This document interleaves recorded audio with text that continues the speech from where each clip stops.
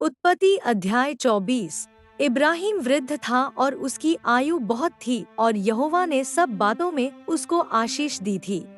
सो इब्राहिम ने अपने उस दास से, जो उसके घर में पुरनिया और उसकी सारी संपत्ति पर अधिकारी था, कहा, अपना हाथ मेरी जांघ के नीचे रख और मुझसे आकाश और पृथ्वी के परमेश्वर यहोवा की इस विषय में शपथ खा कि तू मेरे पुत्र के लिए कनानियों की लड़कियों में से जिनके बीच में रहता हूँ किसी को न ले आएगा, परंतु तू मेरे देश में मेरे ही कुटुंबियों के पास जाकर मेरे पुत्र इसहाक के लिए एक पत्नी ले आएगा। दास ने उससे कहा, कदाचित वह स्त्री इस देश में मेरे साथ आना न चाहे, तो क्या मुझे तेरे पुत्र को उस देश में जहाँ से तू आया है ले जाना पड़ेगा? इब्राहिम ने उससे कहा, चौकस रह, मेरे पुत्र को वहाँ कभी न ले जाना।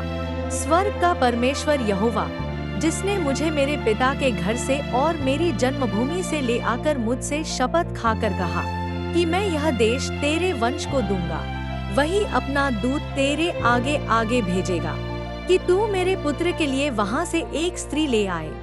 और यदि वह स्त्री तेरे साथ आना न चाहे तब तो तू मेरी इस शपथ से छूट जाएगा, पर मेरे पुत्र को वहाँ न ले जाना। तब उस दास ने अपने स्वामी इब्राहिम की जांघ के नीचे अपना हाथ रखकर उससे इसी विषय की शपथ खाई। तब वह दास अपने स्वामी के ऊँटों में से 10 ऊँट छांटकर उसके सब उत्तम उत्तम पदार्थों में से कुछ कुछ लेकर चला और मसोपोटामिया में नाहोर के नगर के पास पहुंचा। और उसने ऊँटों को नगर के बाहर एक कुएं के पास बैठाया। वह संध्या का समय था, जिस समय स्त्रियां जल भरने के लिए निकलती हैं। सो वह कहने लगा, हे मेरे स्वामी इब्राहिम के परमेश्वर यहोवा, आज मेरे कार्य को सिद्ध कर और मेरे स्वामी इब्राहिम पर करुणा कर। देख, मैं जल के इस सोते के पास खड़ा हूँ और नगरवासियों की बेटियां जल भरने के लिए निकली आती हैं। सो ऐसा होने दे कि जिस कन्या से मैं कहूँ कि अपना घड़ा मेरी ओर झुका कि मैं पीऊँ, और वह कहे कि ले पी ले, पीछे मैं तेरे ऊँटों को भी पिलाऊंगी, सो वही हो जिसे तूने अपने दास इसहाक के लिए ठहराया हो। इसी रीति मैं जान लूंगा कि तूने मेरे स्वामी पर करुणा की है। और ऐसा हुआ कि जब वह कह ही रहा था कि रिबका, जो इब्राहिम के भाई नाहोर के जन्माए मिल्का के पुत्र बतूएल की बेटी थी, वह कंधे पर घड़ा लिए हुए आई। वह अति सुंदर और कुमारी थी और किसी पुरुष का मुंह न देखा था। वह कुएं में सोते के पास उतर गई और अपना घड़ा भर के फिर ऊपर आई। तब वह दास उससे भेंट करने को दौड़ा और कहा, अपने घड़े में से थोड़ा पानी मुझे पिला दे। उसने कहा, हे मेरे प्रभु, ले पी ले। और उसने फुर्ती से घड़ा उतार कर हाथ में लिए लिए उसको पिला दिया। जब वह उसको पिला चुकी तब कहा, मैं तेरे ऊँटों के लिए भी तब तक पानी भर भर लाऊंगी जब तक वे पी न चुके। तब वह फुर्ती से अपने घड़े का जल हौदे में उंडेल कर फिर कुएं पर भरने को दौड़ गई और उसके सब ऊँटों के लिए पानी भर दिया।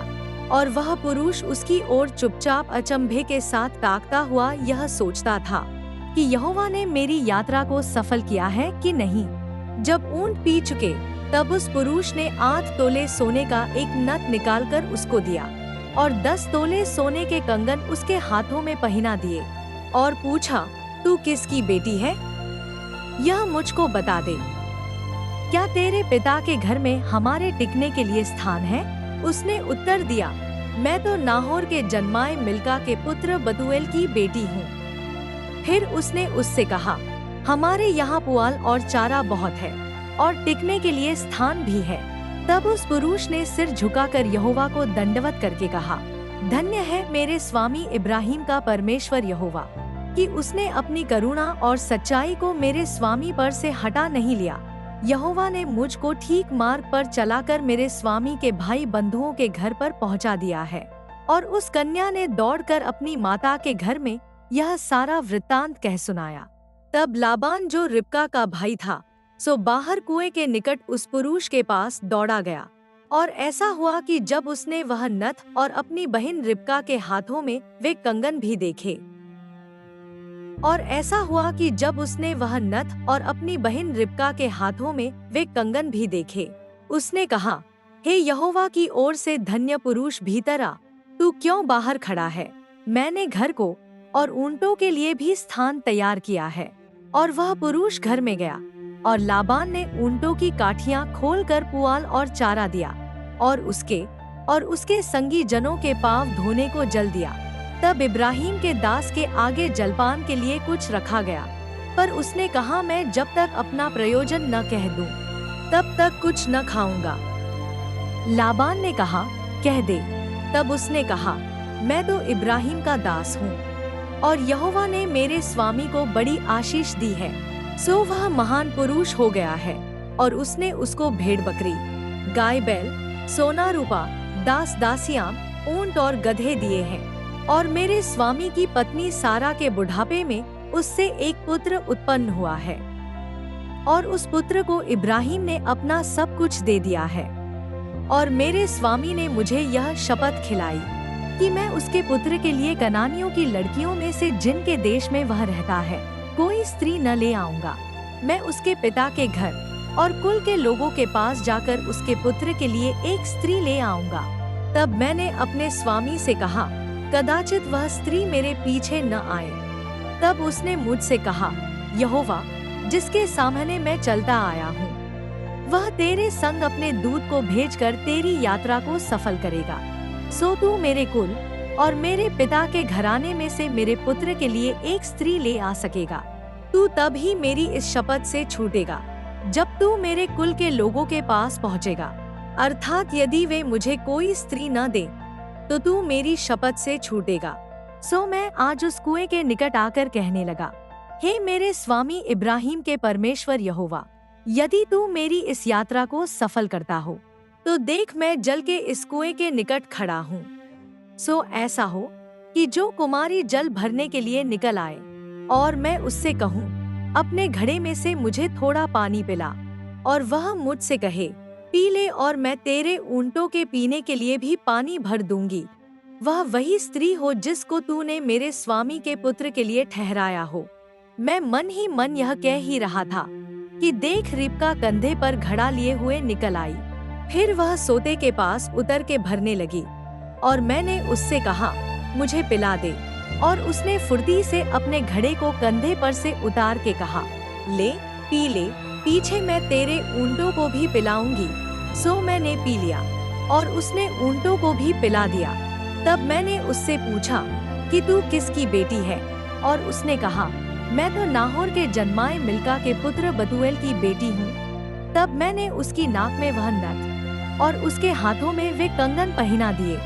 फिर मैंने सिर झुकाकर यहोवा को दंडवत किया और अपने स्वामी इब्राहिम के परमेश्वर यहोवा को धन्य कहा, क्योंकि उसने मुझे ठीक मार्ग से पहुंचाया कि मैं अपने स्वामी के पुत्र के लिए उसकी भतीजी को ले जाऊं। सो अब यदि तू मेरे स्वामी के साथ कृपा और सच्चाई का व्यवहार करना चाहते हो तो मुझसे कहो, और यदि नहीं चाहते हो तो भी मुझसे कह दो, ताकि मैं दाहिनी ओर व बाईं ओर फिर जाऊं। तब लाबान और बतूएल ने उत्तर दिया, यह बात यहोवा की ओर से हुई है, सो हम लोग तुझसे न तो भला कह सकते हैं न बुरा।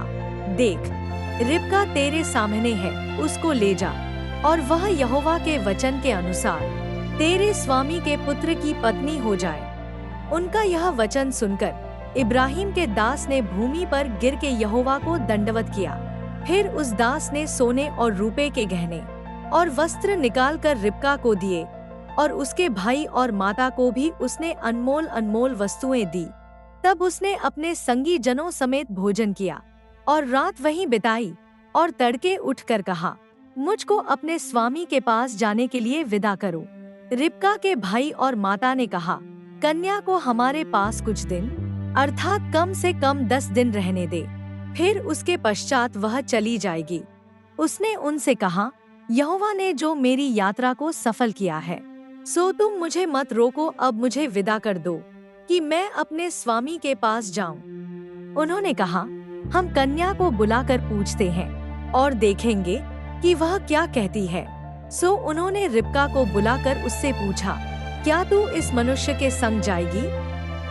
उसने कहा, हाँ, मैं जाऊंगी। तब उन्होंने अपनी बहन रिबका और उसकी धाय और इब्राहिम के दास और उसके साथी सबों को विदा किया। और उन्होंने रिबका को आशीर्वाद देके कहा, हे हमारी बहन, तू हजारों लाखों की आदिमाता हो और तेरा वंश अपने बैरियों के नगरों का अधिकारी हो। इस पर रिबका अपनी सहेलियों समेत चली और ऊंट पर चढ़ के उस पुरुष के पीछे हो ली। सो वह दास रिबका को साथ लेकर चल दिया। इसहाक जो दक्षिण देश में रहता था, सो लहरोई नाम कुएं से होकर चला आता था और सांझ के समय वह मैदान में ध्यान करने के लिए निकला था। और उसने आंखें उठाकर क्या देखा कि ऊंट चले आ रहे हैं। और रिबका ने भी आंख उठाकर इसहाक को देखा और देखते ही ऊंट पर से उतर पड़ी। तब उसने दास से पूछा, जो पुरुष मैदान पर हमसे मिलने को चला आता है, सो कौन है? दास ने कहा, वह तो मेरा स्वामी है। तब रिबका ने घूंघट लेकर अपने मुंह को ढांप लिया और दास ने इसहाक से अपना सारा वृत्तांत वर्णन किया। तब इसहाक रिबका को अपनी माता सारा के तंबू में ले आया और उसको ब्याह कर उससे प्रेम किया। और इसहाक को माता की मृत्यु के पश्चात शांति हुई।